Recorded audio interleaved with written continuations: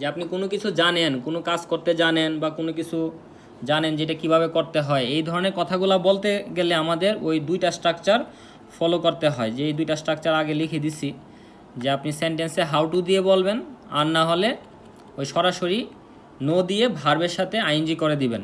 যেমন আমি জানি কিভাবে কাজ করতে হয়, I know how to work, অথবা I know how to cook, আমি রান্না করতে জানি। এই সেন্টেন্সটাকে আপনি বলতে পারবেন যে আই নো কুকিং, আমি রান্না করতে জানি। কিন্তু বাংলা সেন্টেন্সে যদি আপনার কিভাবে কথাটা উল্লেখ থাকে, সেই সেন্টেন্সটাকে আপনি শুধু একটা একটা স্ট্রাকচার দিয়ে ট্রান্সলেট করতে পারবেন, এবং সেই সেন্টেন্সে হাউ টু কথাটা থাকতেই হবে। আর যদি এইরকমভাবে থাকে, যেমন সে কাজ করতে জানে, সে সাঁতার জানে, সে রান্না জানে, এই কথাগুলোকে আপনি দুইটা স্ট্রাকচারে ট্রান্সলেট করতে পারবেন। যেমন আপনার বাংলাটা যদি থাকে যে সে রান্না জানে, এই রান্না জানে এই বাংলাটা, আর সে জানে কিভাবে রান্না করতে হয়। আপনাকে যখন বাংলায় বলে দিবে যে কিভাবে রান্না করতে হয়, তখন আপনার কাছে স্ট্রাকচার আছে একটা।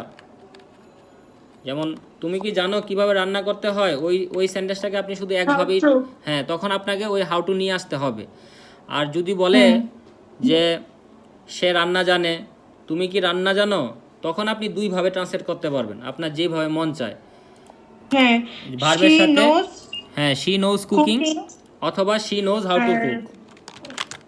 হাউ টু কুক, এই তো বুঝতে পারছেন, যেমন শি নোজ কুকিং অথবা she knows how to cook. How to cook. আর নিচের সেন্টেন্সটাকে আপনি শুধুমাত্র এই হাউ টু কুক এইভাবেই বলতে হাউ টু পারবেন। দিয়ে করতে হবে, কারণ এখানে কিভাবে আসছে। জি, এইটাই বুঝাইতে চাচ্ছিলাম আর কি।